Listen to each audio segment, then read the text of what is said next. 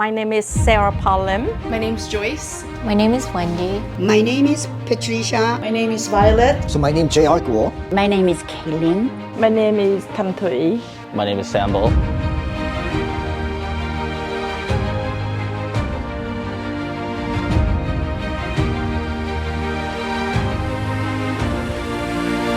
Because I believe everyone has the capacity to recover.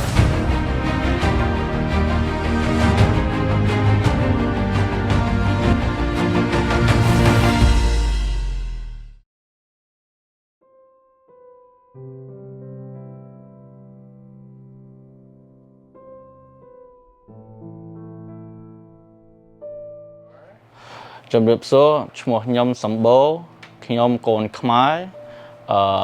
My name is Sambo. I am a child of Cambodian. I'm a second generation Cambodian American.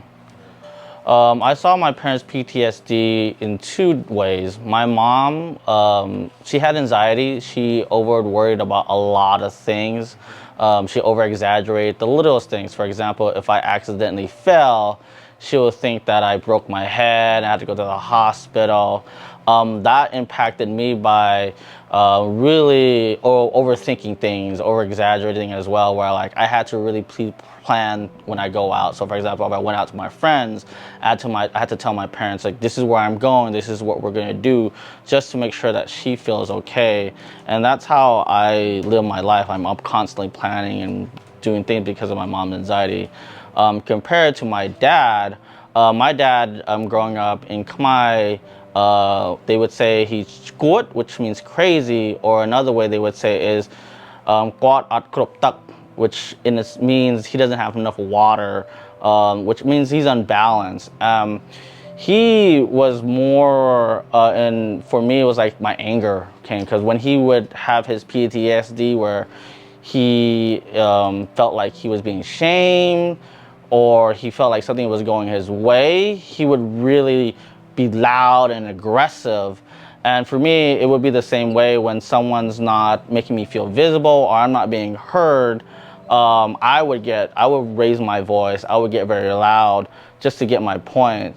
And that caused a lot of problems with some of my friends, because for the most part, I think I'm a very kind person.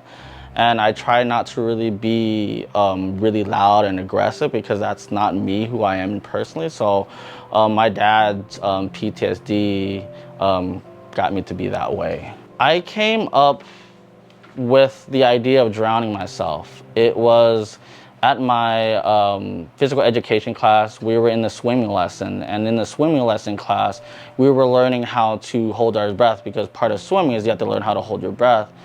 And just like running, when I was underwater, everything that I was going through, I didn't feel it. Like me, it was just like, I felt at peace, because all the noise, all the shame, all the hurt that I was getting went away. And I told myself, you know what, I think this is how it's gonna go, because everything built up. Like nowhere, I had no love anywhere.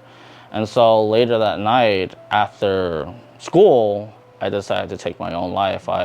I wrote a letter to my siblings and my family, letting them know that, you know, I'm sorry that I couldn't be the son, the brother that they thought I could be, because to me, just living in a situation, it was just so hard. And know that hopefully me being a less mouth to feed, a less financial to take care of, things will be easier for them. And so when I decided to like finally drown myself after writing that letter, once I went underwater, strangely enough, there was a voice. Because for me, I didn't want to take my own life. I always wanted to live. I felt like there's something more for me, but I wasn't really getting that answer until this voice. It was very subtle, but it said to me when I was underwater, like, hey, Sambo, I know you're going through a rough time. I know it sucks, you know, but there is something greater for you, and you just have to live your life.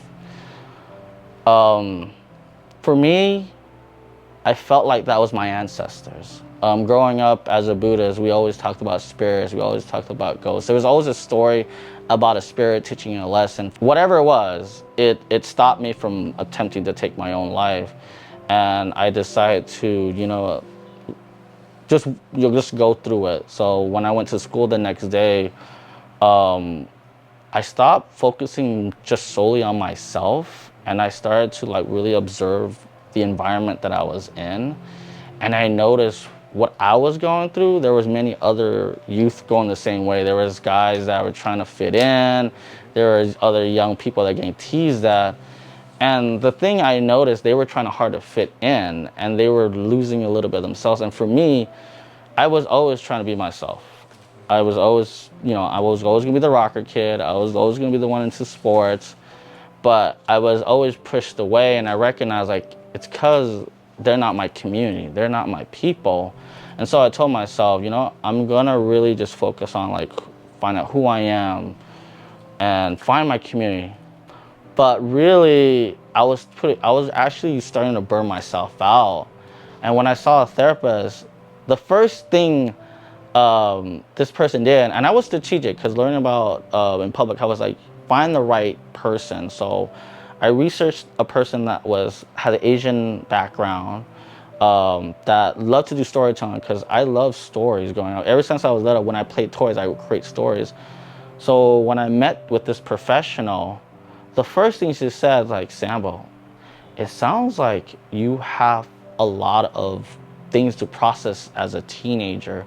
So she told me, write a dear letter to Sambo when he was younger and write about what, for him to be optimistic and what things that he has yet to experience, to give him hope, to give him that, he does have meaning, stuff that you wish you were told. And when I wrote that, it was very emotional. I cried for I felt like hours, because for me, it's like, these are things I wish someone told me. For anyone that is going through hard time, please, do start talking to somebody. Talk to a close friend, a trusted friend, where they're not gonna judge you, and just to really get that, whatever you're feeling inside out. But understand though, that this person is not the final answer. It's your journey instead of seeking professional help, because just like myself, professional help, these are trained, people that are certified, that can really support you, that are not biased and give you the resource you need. Because what we don't want to do, which I did, when I didn't really have the resources, I would trauma dump on somebody, and I would actually hurt a lot of people, not knowing that, because I needed to get something out. And that also, I want to share to the person that's supporting, know that you are not the one that can save them. You're there to help support them. So just like them, have boundaries that just let them know, like, hey, I don't think I could do this, but have you talked to a professional, because it's direct into professional help, because that's where it is. And I also want to encourage men. There's a lot of men that have taken a lot of their lives, and I know growing up as a man, we're taught to just like hold it in, be strong, and then the word man up used to be something that really pushed me, but I realized sometimes you can't just man up everything. Sometimes you have to go and talk to somebody to get that clarification, like, am I okay? Because I treat therapy or seeking mental health services just like seeing a physical doctor. It's an annual checkup. Sometimes that year you're good, like you did everything right, and then some days, like, you're about to hit a certain line, so there's certain things that need to check up. And for me, every time I have my annual checkup, I tell them, I'm very transparent with any therapist I see. Like, this is what I'm doing, what do you think? And they're transparent with me. It's like, I don't think you are needing it right now, but let's review what things you've done in the past, and then have a few checkups, and then it's not. I was very fortunate to not be placed in a hospital, which is a lot of times people assume. But no, as long as you're wanting that help, they're willing to help you out. Things will get better. It takes time. The more you understand yourself, the more you understand the strengths and what you can do, what that can lead to different possibilities, and you work towards it, you can get there. And finding your community, finding where you belong, can get you that support. You need people that are like encouraging you, not discouraging you. And if they are, they're critiquing it in a loving way. Like, you know, like see as like, are they critiquing me and or supporting me, or they're just really hurting me? You know, seeing it in different ways.